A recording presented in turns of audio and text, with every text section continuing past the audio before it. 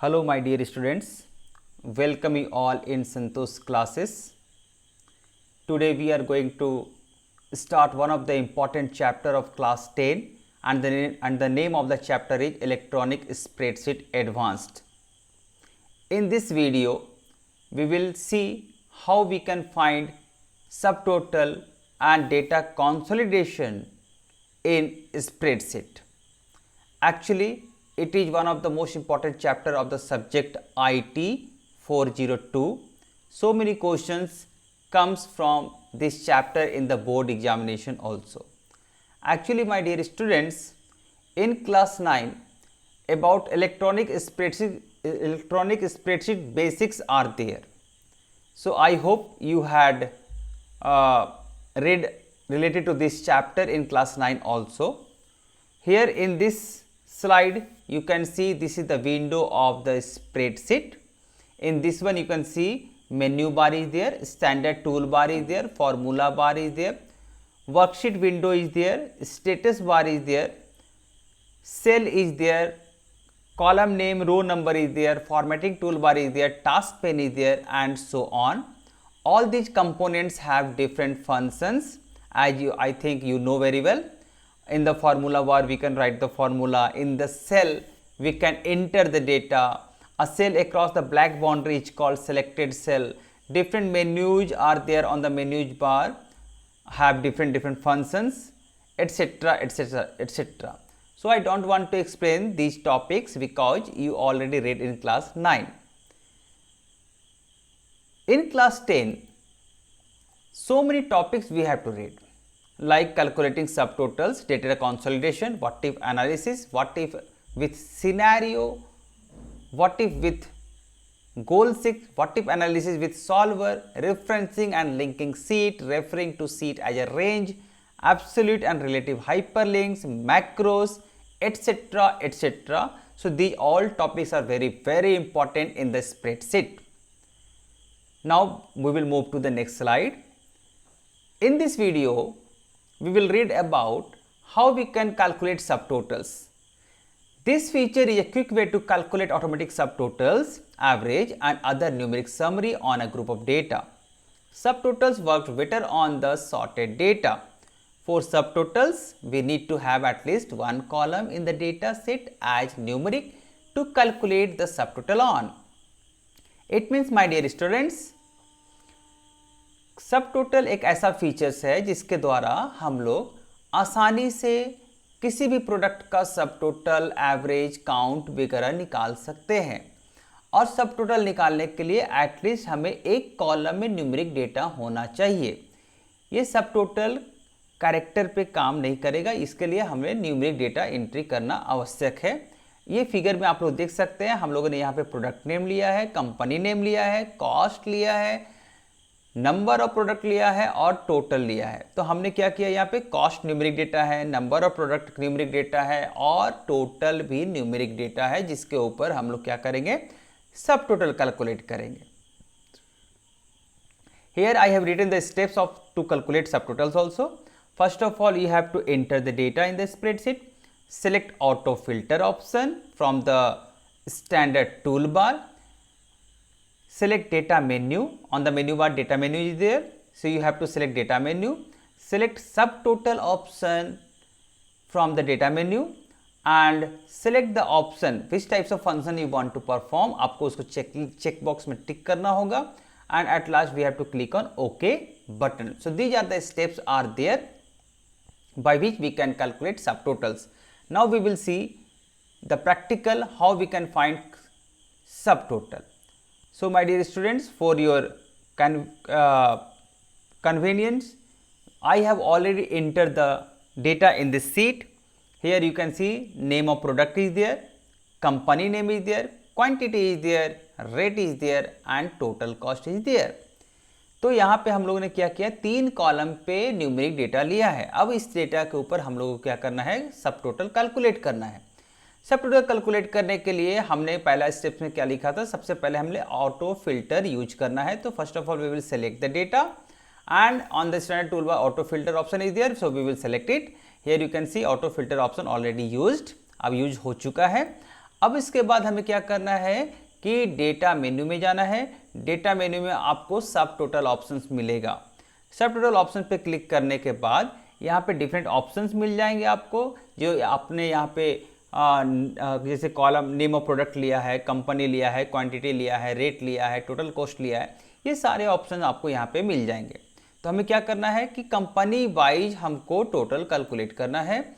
तो कंपनी को हमने सेलेक्ट कर लिया और यहाँ पे भी हमने ग्रुप वाइज में क्या कर लिया, कंपनी को सिलेक्ट कर लिया। उसके बाद फिर यहाँ पे टोटल कॉस्ट को भी हमने क्या कर लिया, चेक कर दिया।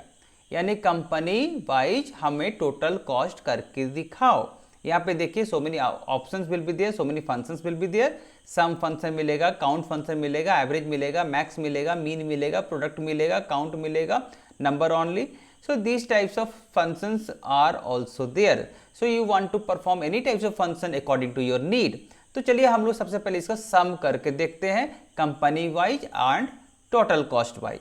तो इसके बाद फिर कंपनी पे हमने चेक किया, टोटल कॉस्ट को चेक किया और उसके बाद फिर हमने क्या किया, ओके बटन पे क्लिक किया।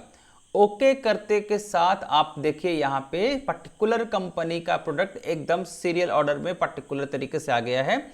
इसमें देखिए इप्सन एक क्वांटिटी लिया, कितने का, 10,000 का लिया, 10,000 कॉस्ट दिखा रहा है। HCL का कितना कंप्यूटर लिया भाई, तो एक लिया, उसका कॉस्ट दिखा रहा है। LG का 2 प्रोडक्ट लिया था, टेलीविजन और मॉनिटर, दोनों का दिखा रहा है।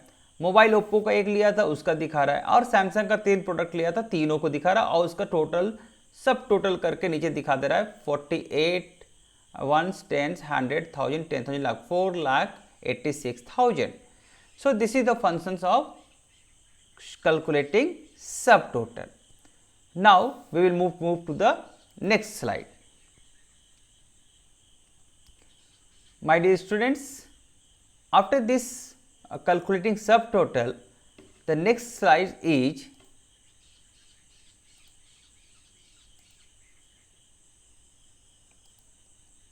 about data consolidation. Next slide किसके बारे में है, तो डेटा कंसोलिडेशन के बारे में।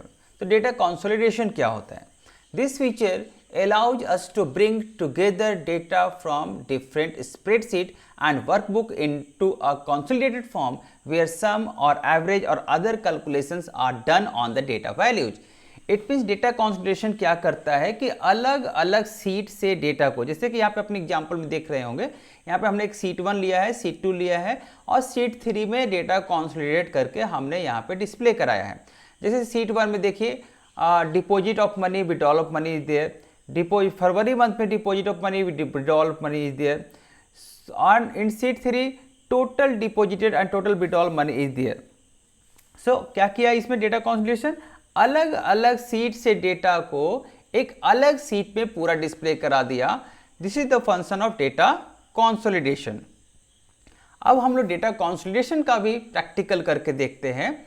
तो चलिए हम लोगों ने आपकी सुविधा के लिए क्या किया है, हमने यहाँ पे सीट 1 लिया है, सीट 2 लिया है, सीट 3 लिया है। सीट 1 में जनवरी मंथ का लिया है कि कितना रुपया डिपॉजिट हो रहा है, कितना रुपया विड्रॉल हो रहा है। सीट 2 में फरवरी मंथ में लिया है कि कितना रुपया डिपॉजिट हो रहा है, कितना रुपया विड्रॉल हो रहा है। सीट 3 में हमने क्या किया, मार्च महीने में कितना रुपया डिपॉजिट हुआ है, कितना विड्रॉल हुआ है, वो हमने डेटा रिकॉर्ड रखा है। अब हम लोग इसके ऊपर डेटा कंसोलिडेशन का फंक्शन परफॉर्म करेंगे। तो डेटा कंसोलिडेशन किस में करेंगे, सीट 1 में तो जनवरी का डेटा है, सीट 2 में फरवरी का डेटा है, सीट 3 में मार्च का डेटा है। तो हमें एक सीट 4 लेना होगा जिसमें हम लोग डेटा को कंसोलिडेट करके डिस्प्ले कराएंगे। इसके बाद फिर हमें क्या करना है कि सीट 1 पे जाना है और डेटा मेन्यू में जाना है। डेटा मेन्यू में आपको मिलेगा कंसोलिडेट ऑप्शन। तो आप लोग को क्या करना है, कंसोलिडेट ऑप्शन पे क्लिक करना है और यहाँ से डेटा को सिलेक्ट करना है और ऐड बटन पे क्लिक कर देना है। पहला सीट मेरा क्या हो गया, ऐड हो गया। उसके बाद फिर सीट 2 के ऊपर क्लिक करना है, फिर से डेटा को सिलेक्ट करना है, फिर से ऐड बटन पे क्लिक कर देना है। सीट 2 का भी डेटा हमारा क्या हो गया, ऐड हो गया। फिर सीट 3 के ऊपर क्लिक करना है, डेटा को सिलेक्ट करना है, फिर यहाँ पे ऐड बटन पे क्लिक कर देना है। तो ये आपका तीनों सीट क्या हो गया, ऐड हो गया। अब किस सीट में डिस्प्ले कराना है, तो भाई 4th नंबर सीट में डिस्प्ले कराना है। तो यहाँ कॉपी रिजल्ट टू, यहाँ पे इसको डिलीट कर दीजिए यहाँ से, और सीट 4 पे सिलेक्ट ये करना है। उसके बाद फिर यहाँ पे सिलेक्ट करके यहाँ पे क्या कर देना है, ऐड कर देना है। इसके बाद हमें कुछ ऑप्शंस मिल जाएगा। यहाँ पे ऑप्शन है, देखिए यहाँ पे इसके ऊपर प्लस के ऊपर क्लिक कीजिएगा तो यहाँ पे कुछ ऑप्शन दिया गया जैसे row label, column labels, link to data source data, ये अनचेक्ड है तो इसको हमें क्या कर देना है, चेक्ड कर देना है। हमने क्या कर दिया, तीनों ऑप्शन को चेक्ड कर दिया। और इसके बाद जैसे ही हम लोग ओके बटन पे क्लिक करेंगे, आप यहाँ पे देखिएगा कि यहाँ पे शीट 1, शीट 2 और शीट 3 यानी कि जनवरी, फरवरी, मार्च का टोटल विड्रॉल और टोटल डिपॉजिट मनी यहाँ पे हमें डिस्प्ले हो जाएगा। आप इसको वेरीफाई करने के लिए यहाँ पे साइड में देखिएगा प्लस ऑप्शन मिलेगा, प्लस बटन मिलेगा, आप प्लस पे क्लिक कीजिए। यहाँ पे देखिए आलोक का डेटा आया है शीट 1 से, शीट 2 से, शीट 3 से। उसी तरीके से आपका सुमन का डेटा आया है, यहाँ से देखिए शीट 1 से, शीट 2 से, शीट 3 से। उसी प्रकार से रिंकू का डेटा आया है शीट 1 से, शीट 2 से, शीट 3 से। मनोज का डेटा आया है शीट 1 से, शीट 2 से, शीट 3 से। It mean sheet 1, sheet 2, sheet 3 सारा डेटा को लिंक्ड करके एक चौथा शीट पे हमारा डिस्प्ले करा दिया। इसको हम लोग हाइड भी कर सकते हैं माइनस बटन पे क्लिक करके, जैसे देखिए ये हाइड हो जा रहा है। तो इस तरीके से हम लोग यूज करते हैं डेटा कंसोलिडेशन का। सो आई होप आप लोग को ये वीडियो अच्छा लगा होगा, आप लोग को डेटा कंसोलिडेशन और कैलकुलेटिंग सब टोटल आपको समझ में आया होगा। तो थैंक यू। अगर आप लोग को समझ में आए तो मेरे वीडियो को लाइक करें, सब्सक्राइब करें और शेयर करें। और नेक्स्ट वीडियो में हम लोग देखेंगे रेफरेंसिंग सीट और referencing macros etcetera etcetera. So thank you for watching this video.